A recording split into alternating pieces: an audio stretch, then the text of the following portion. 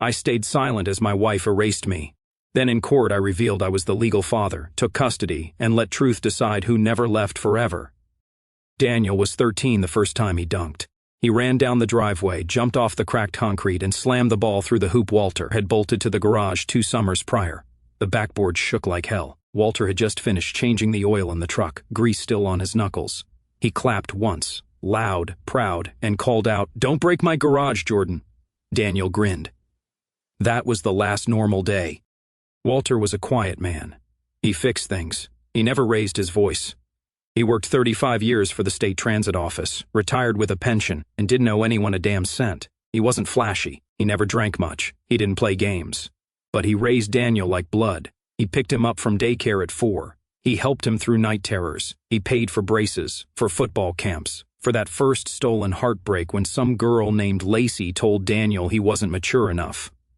Walter just nodded and drove him for milkshakes. Megan had stopped coming home for dinner by then. "Work's been hell," she said. "I'm just tired of routine." He cooked anyway, chili, lasagna. He even tried that TikTok pasta crap once for them both. Most nights, her plate stayed wrapped in foil in the fridge until morning. One night, it wasn't touched at all, and neither was the bed. That particular Tuesday, Walter came home early. The living room looked off, bare shelves, no shoes by the door. The family photo from Yosemite was gone, and Megan was standing in front of the hall closet with 2 duffel bags and the kind of look you usually save for the DMV. "Don't make this harder than it has to be," she said flatly. Walter looked past her. Daniel sat on the couch, arms folded, pretending his stepfather of 13 years was invisible. ESPN droned in the background. Walter didn't speak. He just walked to the kitchen. The faucet leaked a steady bead into the sink. He tightened the handle, instinct. Then he turned and asked, "Is this about him?" Megan blinked once, didn't answer. "I've met someone else," she finally said. "We're done." That was it. No apology, no fury, no blame, just done. And Daniel didn't even stand up. He didn't say a word. He didn't meet Walter's eyes. He just scrolled on his phone like the man who taught him how to shave and showed up to every damn parent-teacher conference was nothing more than background noise. By the time the door closed behind them, Walter was already in the garage again, hands deep in the engine of the old mower. He tightened bolts that didn't need tightening because fixing things was easier than facing what he couldn't. He didn't sleep that night. He just sat in the garage watching the porch light blink out. Before we go deeper, a quick note. 98% of you reading these stories aren't subscribed. If you're one of them, I'd be honored if you hit that button. We're trying to reach our first 10,000 subscribers, and your support motivates the whole team to keep delivering these true, twisted stories that hit deep. Thanks for being here. Back to Walter. The following weeks blurred. Megan moved in with some guy named Ron, or Don, or maybe it was Rick. Walter didn't ask. He just kept doing what he'd always done, mowing the lawn, paying the insurance, fixing the dryer when it groaned. He saw Daniel once at the hardware store, buying paint. "New room colors," the boy mumbled. They didn't hug. Walter didn't cry, not then, not in front of anyone. But the next morning, he dug through the safe in the back of his closet, past the birth certificates, the will, the deed to the house. He found a slim brown folder labeled in his own blocky handwriting, Daniel Adoption 2008. He didn't open it yet. He just stared at it for a long time, then slipped it back in. Because while some men roar when they're betrayed, others just wait. And Walter, he waited like a dam under pressure, quiet, heavy, and absolutely immovable. The first few weeks after Megan left were filled with what Walter called emotional muscle memory. He still bought orange juice with no pulp because Daniel hated the texture. He still left the porch light on just in case. He still checked his phone for texts that didn't come. And occasionally there were brief flashes of hope. One Sunday afternoon, Daniel texted, "Can you help with my truck? It's stalling again." Walter showed up 30 minutes later, toolbox in hand. They worked in silence, side by side. Walter adjusted the distributor cap, showed Daniel how to flush the coolant properly. For a moment, it almost felt like they'd slipped back into something normal. Daniel even cracked a joke about Walter's ancient phone. They didn't talk about Megan. They didn't talk about Rick or whatever dead-eyed clone she was nesting with now. But the next time Walter offered to come by, Daniel texted back one word, busy. After that came radio silence. Not angry, not dramatic, just absence. Like someone slowly turning down the volume on your life until it was barely audible. Then came the sidewalk. It was mid-November, wind biting. Walter was carrying a bag of groceries, beans, ground beef, and corn chips. Chilly night, even if he was the only one eating now. He turned the corner and saw them, Megan, Daniel, and Rick, or Ron, who the hell cared anymore, getting out of a car. Walter froze. Daniel didn't. The boy, young man now, taller, broader, jawline finally catching up to his voice, looked Walter in the eye and didn't blink. "You again," he muttered, then louder, like he wanted the words to stick. "You're just Mom's ex. Stay out of our life." It was sharp. Not shouted, but surgical. A scalpel, not a hammer. Designed not to provoke, but to carve right through the man who had bandaged his knees, taught him to throw a spiral, stood silently behind every science fair project, and sat in bleachers for 10 years straight, even when Daniel didn't play a single down. Walter didn't flinch. He just nodded like he was confirming the weather report. Megan opened her mouth, but Rick put a hand on her elbow and gently guided her forward. They walked past. Walter didn't turn. Instead, he drove home slowly, left the chili ingredients on the kitchen counter, walked down the hall, opened the coat closet, reached behind the winter boots, and pulled out a small silver key taped to the inside wall. It fit the bottom drawer of his filing cabinet, the one with the stiff lock and the 3-digit code burned into his memory. He slid it open. There, beneath a folder marked Taxes 2004 and a half used book of stamps, sat a document encased in plastic like a relic. State of California Final Decree of Adoption, Form 230. Date, July 29, 2008. Adoptive father, Walter James Halbrook. Minor child, Daniel Marcus Lynn. Status completed and not revoked. Signed, notarized, stamped with a gold seal from the county court clerk. Still legally binding. Walter stared at it, not with nostalgia, not even with sadness, but with the same calm focus he used to fix misaligned axle shafts or shorted wiring. Something broken, now in need of repair. He slipped the file into a manila envelope, sealed it, wrote nothing on the front, then slid it into the top drawer. And for the first time in weeks, Walter slept. Rick had a drone. Of course he did. Every other weekend, Megan would post drone footage of their Sunday family hikes through overpriced vineyards or coastal trails, Daniel reluctantly trailing behind while Rick posed in his signature Patagonia vest. She captioned everything with nauseating hashtags like #bonusdadgoals and #modernfamilyvibes. Walter never commented, never liked. But sometimes, rarely, he clicked just to see if Daniel still smiled. He didn't. Megan, however, glowed. The woman who once rolled her eyes at people who overshare had become a walking rebrand. Her bio now read, Mom, marketing exec, lover of sunsets, and second chances. It was that last part that twisted the knife. Second chances, as if she'd earned them. But beneath the airbrushed brunch photos and sunset yoga, cracks were forming. The first came in the form of a voicemail. Walter wasn't supposed to hear it, but a mutual friend, Angie from Megan's old book club, left it on his machine out of what she called ethical discomfort. Angie had overheard a conversation at a wine tasting Megan dragged her to. Apparently, Megan had recently been served. Walter replayed the message twice. That night, he took out the manila envelope again, just to look. Meanwhile, Megan was spiraling. Tony, Daniel's biological father, had reemerged like a mold bloom. No warning, no preamble, just a letter from a third-rate family law attorney stamped in crude. Client is pursuing custodial reinstatement due to prior abandonment being undocumented in court records. Visitation, if not sole custody, is requested. Tony hadn't seen Daniel since the kid was 3. And for good reason. Back then, he'd racked up 2 DUIs, fled the state, and allegedly found God somewhere in Arizona. Last known address, a P.O. box linked to a mail order, prayer ministry. But now he wanted back in. Megan panicked. She'd scrubbed her life of Tony so thoroughly she forgot the court never had. Their divorce decree listed no contact, but there was no formal custody revocation, no adoption filed under her name because Walter had handled it all. Now she was dealing with a pissed-off deadbeat with just enough legal standing to make noise and enough instability to make it dangerous. Her first mistake was underestimating him. Tony didn't want parenting time. He wanted control. He didn't care about Daniel's GPA or whether the kid liked pepperoni on his pizza. Tony cared about leverage, and Megan's curated little lifestyle, house in Santa Rosa, yoga retreats, influencer vibes, reeked of someone with assets to lose. The lawyer she hired, some desperate-looking guy named Elman, assured her that Tony had no viable case. but even weak cases cost time, energy, reputation. And with her job already on thin ice after a recent merger, Megan couldn't afford to look like a headline. Single mom's custody nightmare with ex-addict bio-dad. Daniel, of course, was livid, not because of Tony, he barely remembered the guy, but because Megan made a show of shielding him again. Another photoshopped post, protecting my son always. I'll fight for him every step, with a photo of Daniel staring blankly at his phone in the background. Walter saw it, read it twice, and then he called a number he hadn't dialed in over a decade, the county clerk's office. "Hi," he said calmly.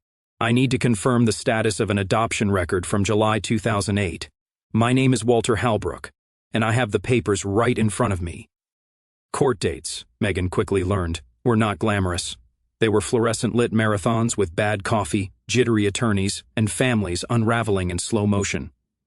Her mommy warrior aesthetic didn't land as well in Family Court Department 3B. No one cared about her Instagram, or Rick's drone footage, or the matching Patagonia windbreakers. What they did care about was documentation, and Megan, despite her sharp blazers and professional tone, lacked it. Tony showed up to the first hearing in a wrinkled button-up and Vans with the soles peeling. His lawyer was late. He smelled like nicotine and some cheap cologne you'd find in a gas station bathroom. But he brought with him a 5-page affidavit packed with technicalities, timelines, gaps, and custodial oversight. And one damning point, there was no formal court-logged termination of his parental rights. Megan tried to speak with the judge directly, something about Daniel's mental health and Tony's instability, but Elman, her half-awake attorney, waved her off. "Save it for the petition review," he mumbled while chewing an antacid. Meanwhile, Tony leaned over to Daniel in the hallway and said, loud enough for everyone to hear, "I'll teach you to be a real man, not like the fake ones your mom keeps dragging home." Daniel clenched his jaw, said nothing, but he didn't look at Megan. Word of the mess spread fast in their old suburban circle. One of the PTA moms called Angie. Angie texted Walter. It was a Thursday afternoon. Walter was fixing a fence post in the backyard when the message buzzed in. "Thought you should know. Megan's in court. Bio-dad's trying to get custody." He stood there for a moment, holding the hammer as if someone had just pressed pause on the world. That night, he opened the manila envelope for the third time, not out of sentiment, but clarity. The name at the top, his. The signature, his. The stamp, county sealed.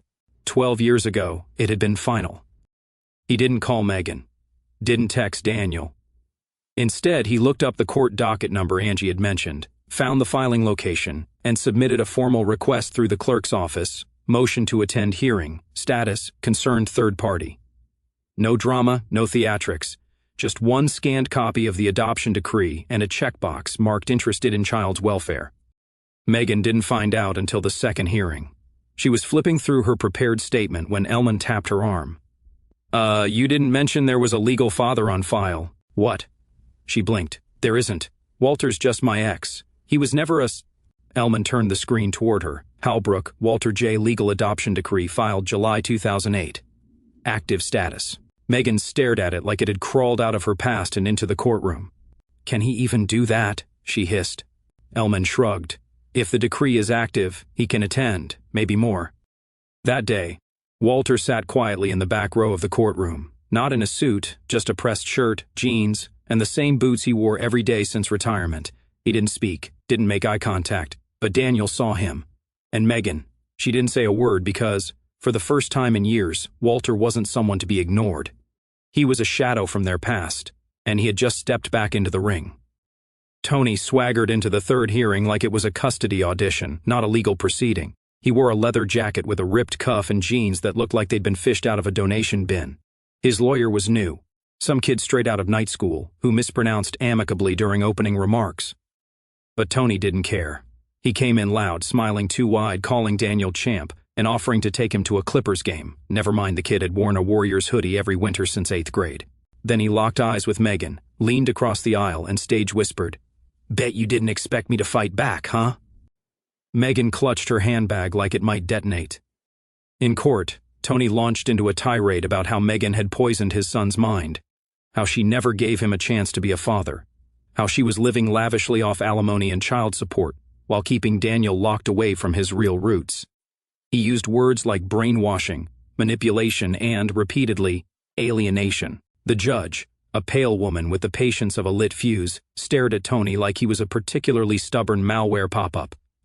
"You're claiming parental alienation," she said slowly. "Yet we have no evidence of you attempting contact between 2009 and 2023. Tony shrugged. "I didn't want to rock the boat." The judge raised an eyebrow. "But now you want primary custody." "She's unstable," he insisted, pointing at Megan. "Ask around. Look at her posts. She's parading my son around like a trophy in this fake step-forward life. Look at that guy she's with. He's trying to replace me." Megan's lawyer looked up from his notes just long enough to mutter, "Objection, hearsay." It was weak but unnecessary. The judge was already flipping through the background check.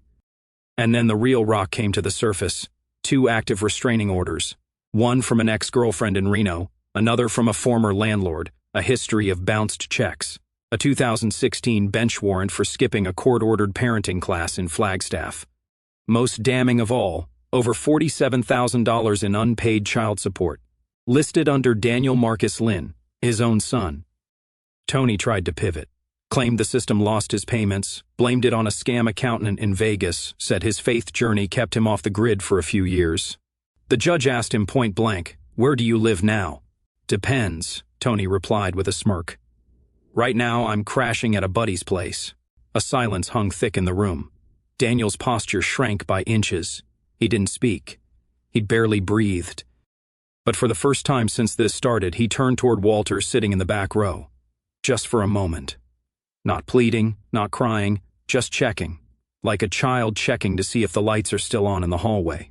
Megan felt it. She reached for Daniel's hand, but he pulled away before she could touch him. Her voice cracked when she spoke.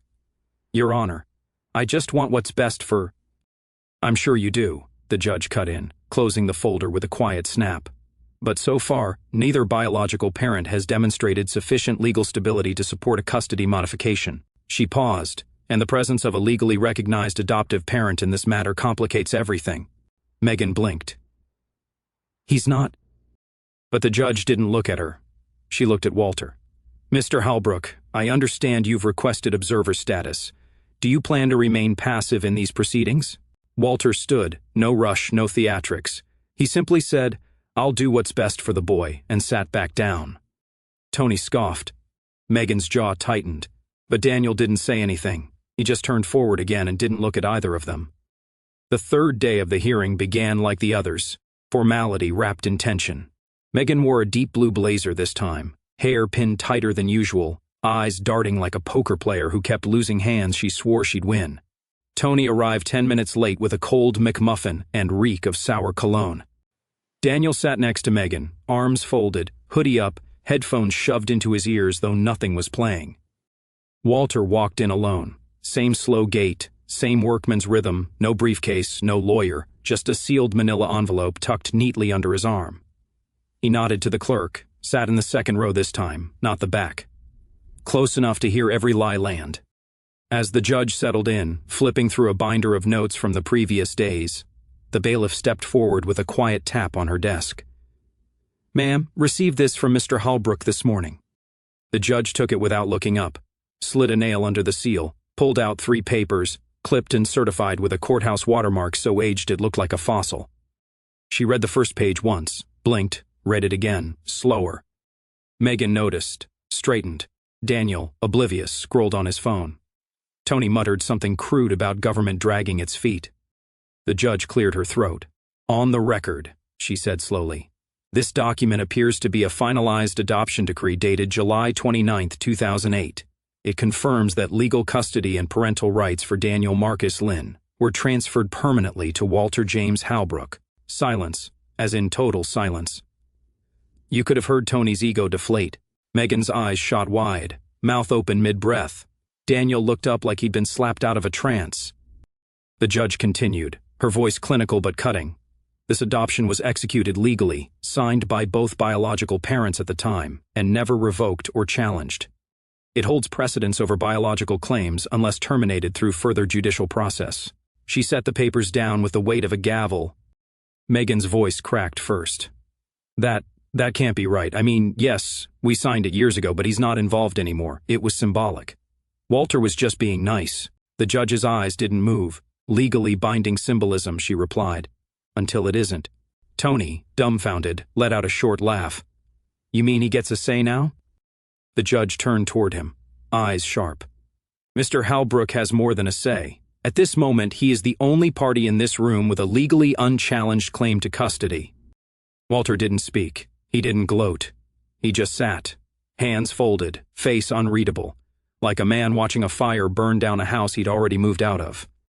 Daniel turned in his seat, eyes locked on Walter, not angry, just hollow. You're still on the papers? He asked softly, like the question itself tasted foreign. Walter met his eyes. I never took myself off, son. Megan tried to speak again, but no one was listening. Not the judge, not the bailiff, not even Daniel. Because for the first time in 3 days, the courtroom didn't revolve around Megan's curated reality or Tony's erratic grasp at redemption. It revolved around a sealed envelope, and the quiet man who had never needed a podium to reclaim what had always been his. The judge's eyes narrowed slightly as she flipped through the second page of the adoption file, lips pressed together, tracing a paragraph with her index finger. Her robe rustled as she shifted in her chair. The court recorder stopped typing for a second, silence contagious. Then the judge looked up directly at Walter. Her voice didn't rise, didn't tremble, but the words hit like a fuse catching fire.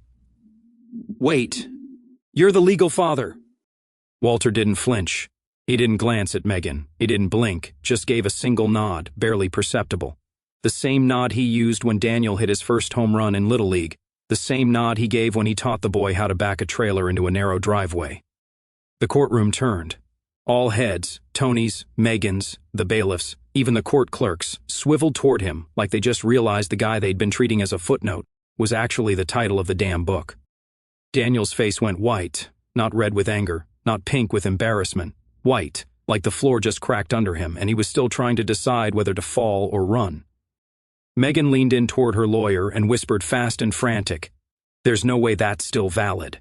He signed that when Daniel was 4. He hasn't acted like a father in years.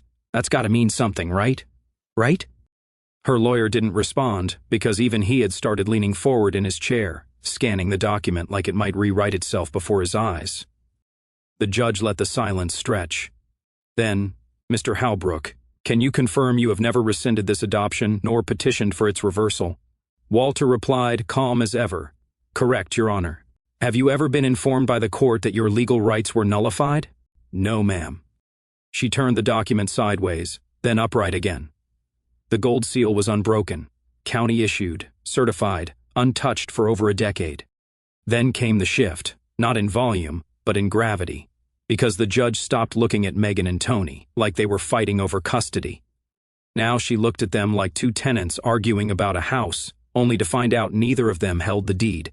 Megan stammered, He wasn't even supposed to be here. He just showed up. He hasn't been around. He hasn't...